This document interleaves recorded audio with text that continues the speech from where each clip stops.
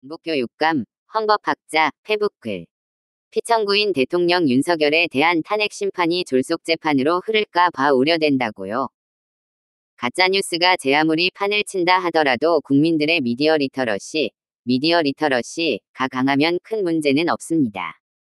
실제로 우리 사회의 미디어 리터러시의 수준이 어느 정도인지는 각자의 판단 몫입니다.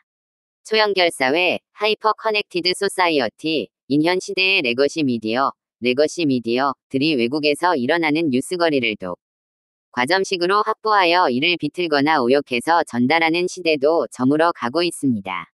그들보다 훨씬 더 똑똑한 개인들이 바닷가의 모래알처럼 많아지고 있기 때문입니다. 1. 3. 비상계엄의 처참한 실패로 헌법재판소의 탄핵 심판과 법원의 내란죄 형사재판을 동시에 받고 있는 대통령 윤석열의 탄핵 심판과 관련하여 숱한 말들이 쏟아져 나오고 있습니다. 그 말들 중 하나가 대통령 윤석열에 대한 탄핵 심판이 졸속 재판으로 흐를까 봐 우려된다. 는 말입니다.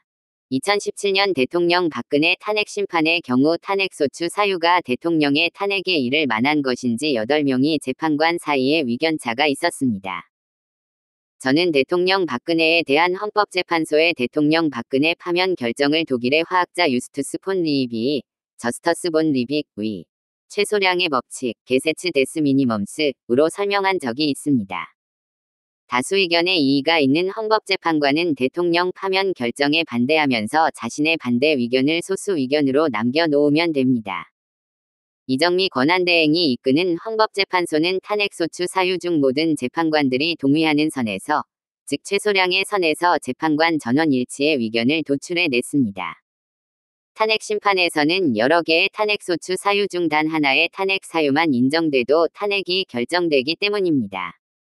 대통령 박근혜 탄핵 심판 청구 사건과 대통령 윤석열 탄핵 심판 청구 사건 사이에 매우 큰 차이가 있습니다. 그것은 후자의 경우 대통령 윤석열이 자신의 파면을 정당화할 수 있는 명백한 사유를 셀 수 없을 정도로 많이 만들어 놓았다는 것입니다. 그 사유들은 이의 제기의 여지가 거의 없는 것들입니다. 탄핵소추 사유가 명확한지 아니면 다툼의 여지가 거의 없는지에 따라 헌법재판소의 재판 절차의 속도가 결정됩니다. 대통령 윤석열 탄핵 심판이 빠르게 진행될 수밖에 없는 이유는 탄핵소추 사유가 명확하기 때문입니다. 피청구인 측이 계속적으로 재판 지연 전략을 구사하고 있고, 하루 이틀 전부터는 헌법재판소법 제51조가 규정하고 있는 피청구인에 대한 탄핵 심판 청구와 동일한 사유로 형사재판이 진행되고 있는 경우에는 재판부는 심판 절차를 정지할 수 있다. 라는 것을 근거로 심판 절차 정지 청구를 할 수 있다는 말이 나오고 있습니다. 그러한 청구를 한다 하더라도 재판부가 청구 기각 결정을 내리면 그것으로 끝입니다. 탄핵 심판은 피청구인에 대한 탄핵 사유의 유무를 묻는 헌법재판이고, 내란죄 재판은 형사피고인 윤석열의 내란죄 성립 여부를 묻는 형사재판입니다. 두 개의 재판의 사유는 헌법재판소법 제51조가 말하는 동일한 사유가 아닙니다.